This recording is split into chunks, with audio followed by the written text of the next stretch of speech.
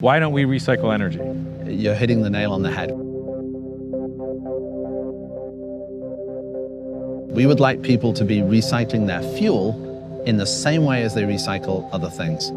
Your technology is we're going to refine that energy, that carbon, out of the atmosphere, combine it with hydrogen and water, and then that's the same as gas or jet fuel? Yeah, it's chemically the same. No pollutants. So for example, our diesel burns completely clean. None of that black smoke you see from trucks when they go up hills. Right. Completely clean. But yeah, it's chemically identical. So this is our plant. Great to have you here.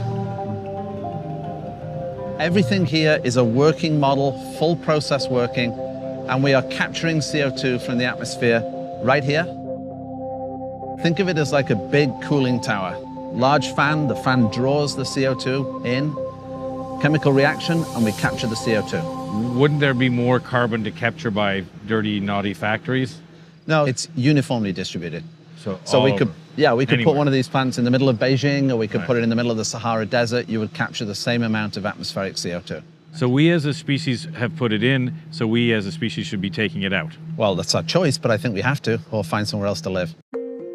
This is the fuel that we make. It looks exactly the same as any other fuel. Right. It's very, very high chemical performance. Right. Higher performance fuel than the stuff you buy at the pumps today.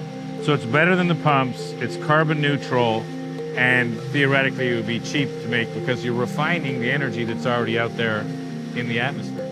Yeah, you're using the CO2 from the atmosphere. Your only feedstock, the only thing you're consuming is renewable electricity. Right. But here's the interesting thing, a carbon neutral fuel that's compatible with any vehicle in the world today. Right. So that car you just drove up in, we can make that carbon neutral tomorrow. Wow.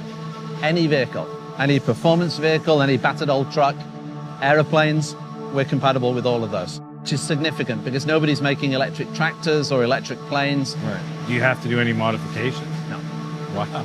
So transportation is about 20% of the CO2 emissions. How are we going to decarbonize that? There's 1 billion cars in the world. So if we all go electric, $50,000 for an electric car, that's $50 trillion.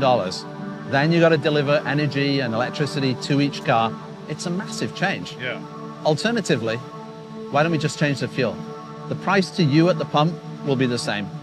Having something like a carbon neutral gas isn't even enough. We've got to start going negative. We've got to actually pull carbon out of the atmosphere. Now, can this do that, and what's the plan You can there? take the CO2 generated here and bury that underground, and you get to negative emissions. Right. It's a hugely important thing. And how many do you need to scale it to get to carbon negative? You need less of these than there are power stations in the world today to net emissions out to zero.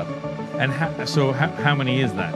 It's in the region of tens of thousands. If we are taking measures as we should be to remove emissions elsewhere, now you start getting to an overall negative emissions from the world. Why isn't the world rushing to Squamish, BC and saying, can we please make 100,000 of these? So first of all, we're open and ready to receive the world. Secondly, we've really just got to proof of concept here, and it's working. So the next step for our business is to expand across the globe, make carbon neutral fuel, and when the scientists and the governments decide that they need to do negative emissions, the technology is ready.